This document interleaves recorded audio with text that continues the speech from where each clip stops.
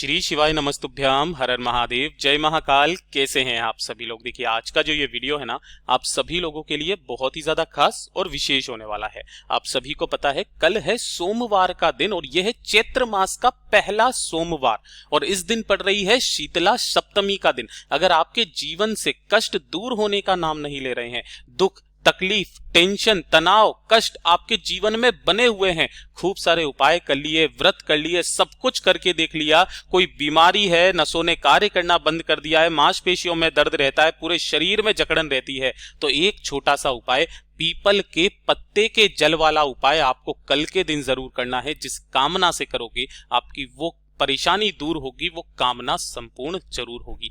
पूज्य गुरुजी की कथा से सुन करके और समझ करके पूरे उपाय को बड़े ही विस्तार से बताऊंगा, परंतु उससे पहले आप सबसे एक छोटी सी प्रार्थना कि जो लोग पहली बार आए हैं चैनल को सब्सक्राइब जरूर कीजिएगा और वीडियो को लाइक करके देवादिदेव महादेव जी का कोई सा भी प्यारा नाम कमेंट बॉक्स में लिखना मत भूलिएगा। इस पूरे वीडियो के अंदर हम लोग 3 महा उपायों के बारे में बात करेंगे जो कि आपके अलग अलग कामना पूर्ति के लिए सिद्ध होंगे, तो ध्यान से सुनते चले जाना, समझने की कोशिश करना। साथ ही साथ पूज्य गुरुजी ने इसी वाले तीनों में से एक उपाय ऐसा होगा कि अगर आपसे कभी भी जीवन में कोई अनजाने में या जाने में कभी कोई बड़ी भूल हो जाए, गलती हो जाए, है ना, और उसकी क्षमा याचना आपको करनी हो महादेव जी के सामने, जब भी आपके दिल में आए कि आपसे कभी कोई बड़ी भारी भूल हो गई है ना, तो उस क्षमा याचना के लिए आपको कैसे उपाय करना है, इसके लिए ध्यान से पूरे वीडियो को अंत तक जरूर देखिएगा।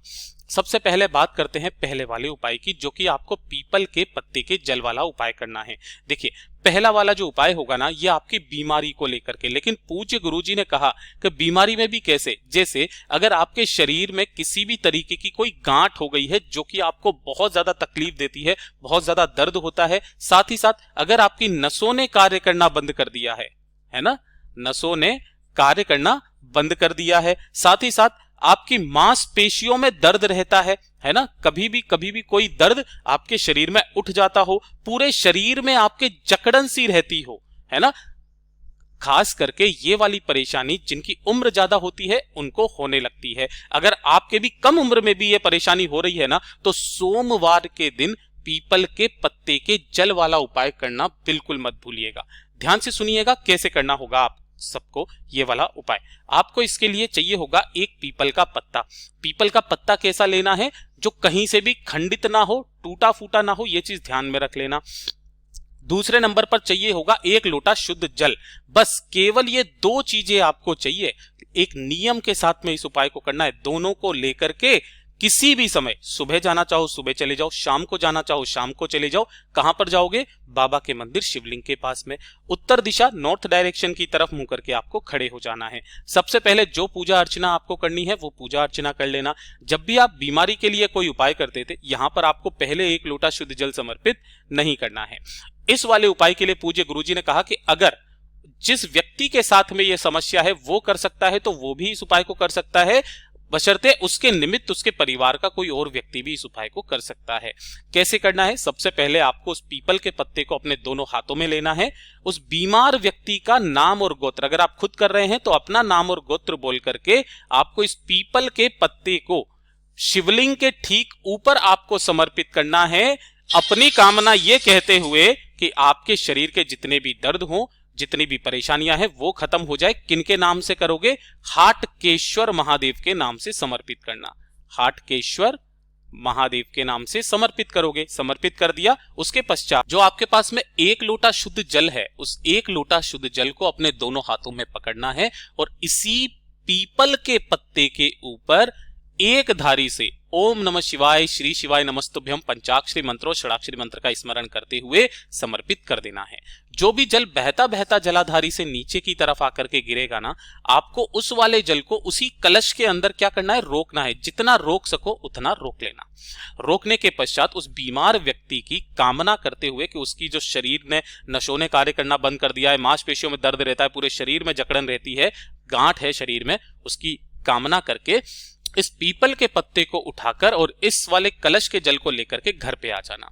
घर पे आने के पश्चात इस पीपल के पत्ते से इसके अंदर जो आपने जल लेकर के आए हो, उस जल को इस पीपल के पत्ते पर लेना है और उस बीमार व्यक्ति को इसका आचमन करा देना है दिन में 3 बार, किसी भी समय पर। सोने से पहले दिन में 3 बार किसी भी समय आपको इस जल को 3 बार उस पीपल के पत्ते से आचमन करवा देना है। अंततः जब दूसरा दिन आएगा, इस पीपल के पत्ते को आप किसी भी वृक्ष के नीचे कहीं पर भी आप इसे रख करके आ जाना। जब भी सोमवार का दिन पड़े, उस सोमवार के दिन इसका काम को करना स्टार्ट कर दीजिएगा। आपके शरीर की सारी मांसपेशियां खुलने लगेगी, सारा दर्द खत्म हो जाएगा। पूज्य गुरु जी का बहुत अद्भुत और अचूक उपाय है, जरूर कीजिएगा। अब बात कर लेते हैं दूसरे वाले उपाय की। ये जो दूसरा वाला उपाय है, पूज्य गुरुजी ने कहा है कि अगर आपसे कभी जीवन में बड़ी भारी कोई गलती हो जाए, है ना, कोई जीवन में ऐसी गलती जिसकी माफी आप खुद भी अपने आप को माफ नहीं कर सकते हो, तो किसी भी गलती की क्षमा याचना के लिए आप महादेव के पास में जाना। मेरा बाबा इतना भोला है कि वो आपको माफ जरूर करेगा। अगर आप सच्चे दिल से इस वाले उपाय को करते हो ना, आपकी सारी गलतियां बाबा माफ करता है। कैसे करना है, ध्यान से सुनिएगा। 1 लोटा शुद्ध जल आपको लेना है अपने घर का, और इसी के साथ में आपको लेना होगा मात्र 1 बेलपत्र, जो कहीं से भी खंडित टूटा फूटा ना हो। उपाय को करने का नियम अलग है बस। जैसे ही आप यहां पर जाएंगे, कोई दिन फिक्स नहीं है, कोई समय फिक्स नहीं है, किसी भी समय उत्तर दिशा नॉर्थ डायरेक्शन की तरफ मुंह करके आपको खड़े हो जाना है। सबसे पहले जो आपने यहां पर 1 लोटा शुद्ध जल और 1 बेलपत्र लिया है, उसमें से सबसे पहले 1 बेलपत्र को समर्पित करना है शिवलिंग के ठीक ऊपर। लेकिन कैसे करोगे? आप हमेशा बेलपत्र कैसे समर्पित करते थे? इस तरीके से समर्पित करते थे कि डंडी रहती थी जलाधारी की तरफ, बीच वाली पत्ती का मुख आपकी तरफ रहता था। लेकिन यहीं पर इस बेलपत्र को चढ़ाने का क्रम बदल जाता है जब भी आप क्षमा याचना के लिए उपाय करते हैं। जैसे आप इधर की तरफ खड़े हुए हो, तो अपना नाम और गोत्र बोल करके डंडी रखना अपनी तरफ, और बीच वाली पत्ती आपसे विपरीत दिशा में रहे, चिकना वाला हिस्सा नीचे की तरफ रहे। नाम गोत्र बोल करके क्षमा याचना करके आपको यहीं पर समर्पित कर देना है, और 1 लोटा शुद्ध जल इसी वाली बेलपत्र के ऊपर समर्पित करना।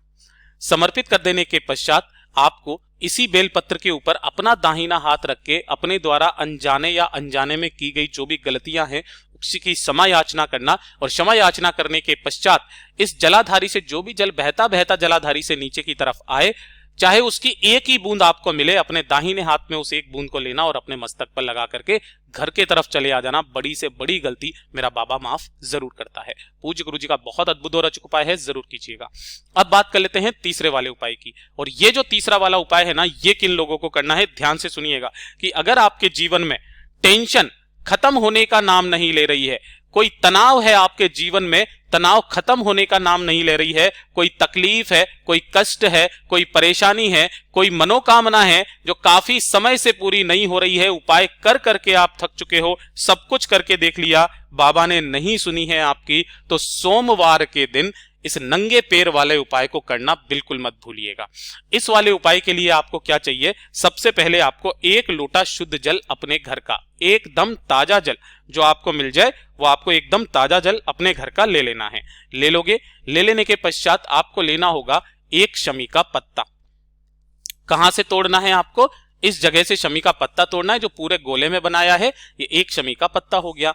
इसी के साथ में आपको लेना होगा चावल के दाने। कितने? 7 चावल के दाने आपको लेने हैं, बिल्कुल अक्षत होने चाहिए, कहीं से भी खंडित टूटे फूटे नहीं होने चाहिए। और आपको लेनी होगी 5 बेलपत्र। ठीक है, इन सभी को लेना। साथ ही साथ 1 दीपक आपको तैयार करना है, गाय के घी का गोल बत्ती का दीपक। ठीक है, जब भी आप उपाय करने के लिए जाएंगे, इस वाले उपाय को करने का दिन सोमवार या फिर प्रदोष या फिर शिवरात्रि, ये 3 दिन पूज्य गुरुजी ने बताए हैं। किसी भी महीने का कोई सी भी प्रदोष शिवरात्रि आ जाए, उस दिन इस गाय के घी के गोल बत्ती के दीपक को आपको अपने घर के मंदिर में प्रदोष काल में लगा करके सभी सामग्री को लेकर के पहुंचना होगा बाबा के मंदिर शिवलिंग के पास। लेकिन आपको जाना होगा नंगे पैर। आपके आसपास जो शिवालय हो ना, आप वहां पर चले जाइए, लेकिन इस वाले उपाय का केवल एक ही क्रम है कि आपको नंगे पैर जाना होगा। ठीक है, जैसे ही आप वहां पर पहुंचोगे, उत्तर दिशा नॉर्थ डायरेक्शन की तरफ मुंह करके खड़े हो जाना।